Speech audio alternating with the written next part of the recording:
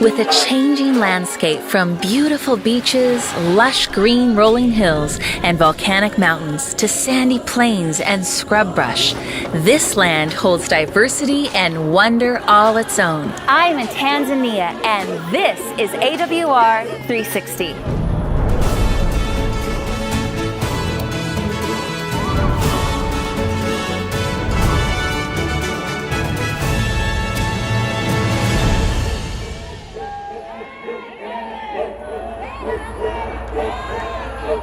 Along the northern part of Tanzania lie a people group called the Maasai. Closely adhering to their ancient traditions and way of life, these brightly dressed, semi-nomadic people are best known for their heroic hunting stories, singing, and dancing. In one of these Maasai villages lives a young man named David. I am 29 years old now, but this story began many years ago. Cows are a very important part of a Maasai's life and considered their most valuable possession. As the seasons change, they move around the countryside in search of new grazing lands and water for their large herds of cattle.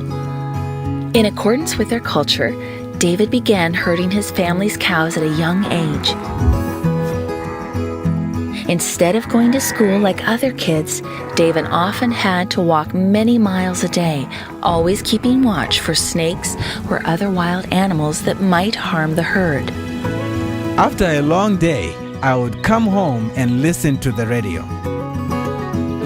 This was my only connection to the outside world, and I loved listening to music. David would often sing along to his favorite songs, and nearby his mother happily hummed as she cleaned up the evening meal. This was her favorite part of the day, too. David's mother only spoke their Maasai tribal language, and he longed to find a station that she could understand. One day, while searching the channels, David was delighted to hear their Maasai language being spoken. He quickly brought the radio to his mother so she could listen too.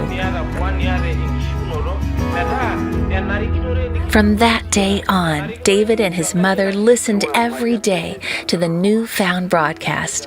They were fascinated by the Bible truths being presented.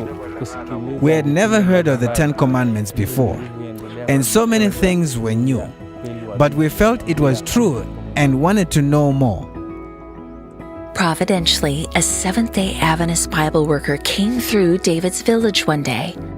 David excitedly told the man about what they had been learning on the radio broadcast, and the Bible worker in turn answered all their remaining questions.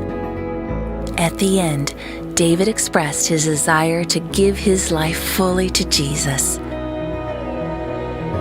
It was a joyous Sabbath when David and his mother were baptized into the Seventh-day Adventist Church.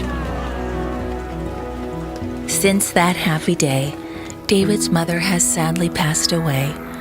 David is older now, but he still takes care of his growing herd of cows, leading them to greener pastures and always keeping them safe.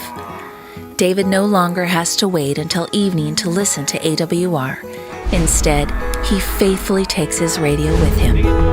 I am so thankful for AWR and for the truth it brought to my mother and I in our own language.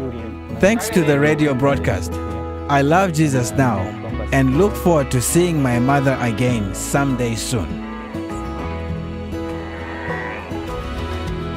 Isn't it exciting to realize that even in the remote corners of Africa, AWR can still be heard, and that lives virtually untouched by Western society are being touched by the good news of salvation. Together with your prayers and generous support of Adventist World Radio, we can reach more of the Maasai people and other tribal groups that still need to hear about Jesus. From broadcast to baptism, this is AWR 360.